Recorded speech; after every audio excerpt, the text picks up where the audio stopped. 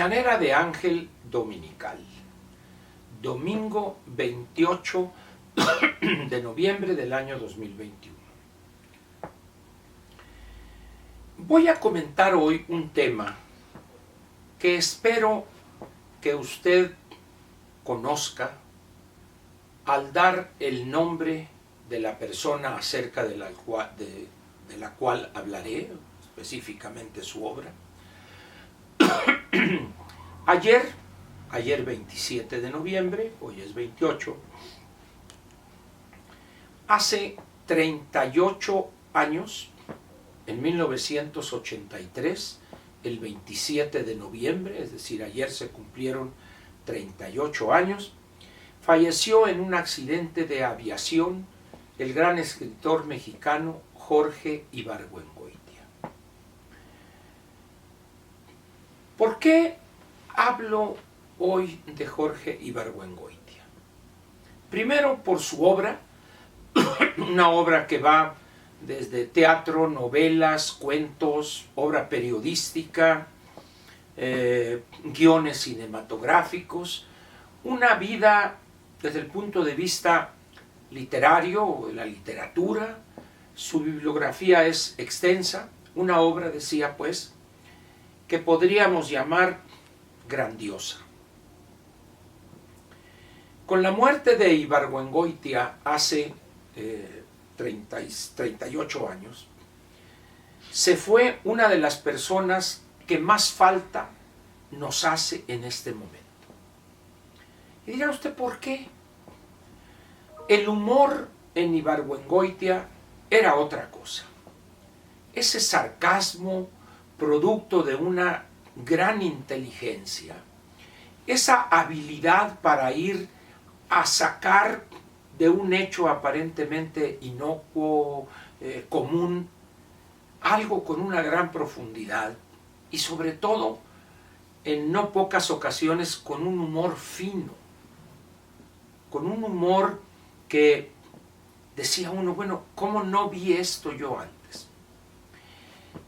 La obra, como le decía, es, no sé, voy a darle algunos títulos que espero que usted haya leído alguno de ellos. Hay uno que se llama Las Muertas, sí, creo que sí, Las Muertas, en honor de las Poquianchis. Eso de en honor es un decir, basado en la tragedia que fue hace muchos años esas hermanas que tenían un lupanar en una pequeña población en el estado de Guanajuato. También escribió algo que se llamó Los Pasos de López, Estas ruinas que ves. ¿Qué otra que recuerde así? Maten al león. Luego escribió una obra de teatro que se llama El Atentado. Es sobre el asesinato del general Obregón. Y para que tenga usted una idea más clara de cómo era Ibargüengoitia, le cuento esta parte de esa obra de teatro. Está el juez interrogando a los testigos de esta tragedia, del asesinato, y el ambiente que se genera en esta obra de teatro es de una gran seriedad o expectativa, porque llega el momento en que el juez interroga al mesero que le llevaba en ese momento las viandas, carne y frijoles al general Obregón. Entonces, el juez le pregunta, ¿cuáles fueron las últimas palabras del asesinado? Para ese momento de la obra de teatro, usted está esperando que la respuesta, porque en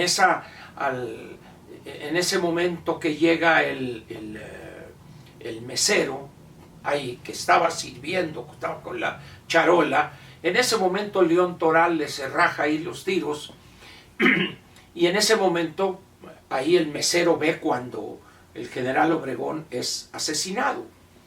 De ahí la pregunta del juez era importante al mesero para decir cuáles fueron las últimas palabras del asesinado.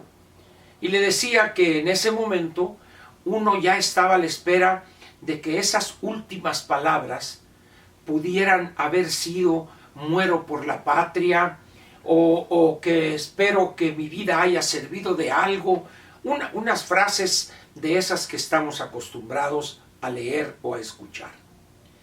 Y cuando el mesero le contesta al juez, pues evidentemente la carcajada estalla. Le pregunta pues el juez, ¿y cuáles fueron las últimas palabras? Le dice del hoy asesinado. Y contesta el mesero con una gran seriedad, quítame estos frijoles y tráeme más cabrito.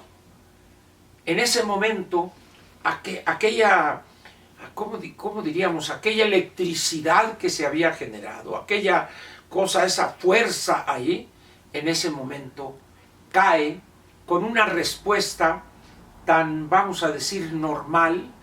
Bueno, pues el general quería que le quitaran los frijoles y le pusieran más cabrito. Y en ese momento muere el general ahí después del balazo o balazos que le metió León Toral.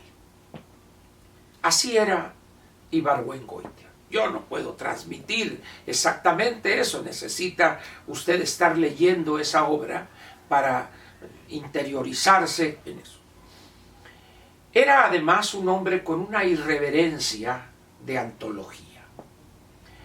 Creo que tendría en este presidente que tenemos hoy, el bulto, y su familia, el comportamiento en actos oficiales de su señora esposa, su forma de vestir.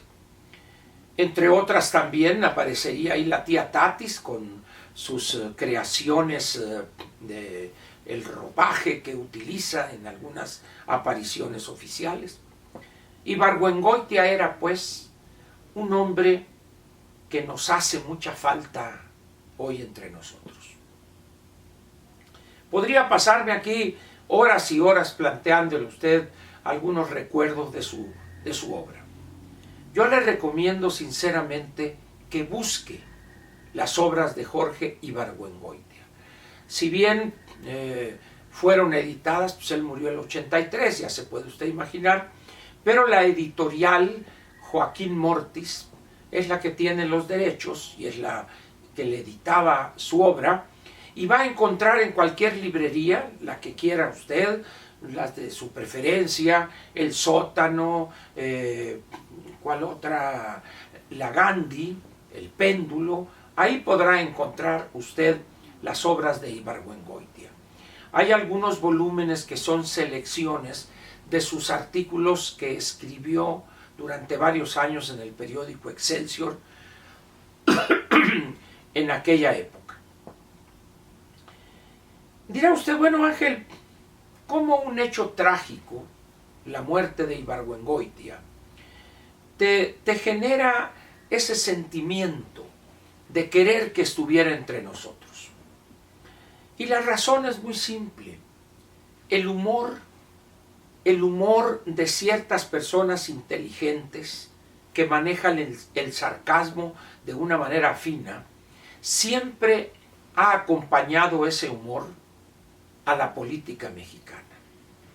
Es conocido en la historia al menos del siglo XX o ya desde antes, en la época de la colonia, la cuestión del uso del humor para desacralizar al gobernante, a los notables, que quizá, como dicen algunos, era una forma a la que el pueblo o el populacho, la gente sencilla, tenía acceso para reírse de aquellos que los oprimían. En épocas más recientes, pues en las carpas, el Panzón Soto, Palillo, y de alguna manera también Cantinflas, Manuel Medel, pero básicamente pues el humor ha acompañado a la política mexicana como una forma de venganza o de cobrárselas a los políticos del daño que le hacen a los ciudadanos o a la población en general. En los tiempos que corren, el humor ha caído en una situación que yo en lo personal lamento. Cómicos que pretenden serlo, o algunos que buscan copiar ese sarcasmo de Ibargüengoitia, inigualable por lo demás. Tiene usted a estos cómicos chafas que yo he mencionado, que llegaron al Canal 11 y que pretenden con retruécanos criticar a alguien, pero la verdad es que quedan en ridículo. No hay hoy en los espacios mediáticos, en la literatura, alguien como Jorge Ibargüengoitia. Algunas ocasiones, algunas colaboraciones de Guillermo Sheridan tienen un poco o a veces un mucho de ese humor de Ibargüengoitia. Sin embargo, el doctor Guillermo Sheridan es un gran historiador de este grupo de intelectuales que fueron los contemporáneos, uno de los grandes estudiosos de Ramón López Velarde y también de Octavio Paz y su obra. Pero en ese sentido difiere él de Jorge Ibargüengoitia. Él era un hombre dedicado al humor, pero era una cosa interesante. Su cara, un hombre con una cara alargada, así, era un hombre muy serio. Era un hombre que, pues que yo sepa, no se reía así de sus cosas a carcajadas y y que el mesero le contesta el general moribundo al mesero, quíteme estos frijoles y tráigame más cabrito, ¿no? Él lo decía y lo escribía con una gran seriedad. Por eso lamento hoy, habiendo tanto material con estos personajes de quinta, de la cuarta transformación o del gobierno en turno, que no esté con nosotros para ponerlo en letras de molde o en blanco y negro. Créame que el humor del cual era poseedor Ibargüengoitia nos habría dado muchos momentos de alegría, de risa, de carcajada en algunos otros, frente a la tragedia que estamos no solo viendo, sino padeciendo, sufriendo.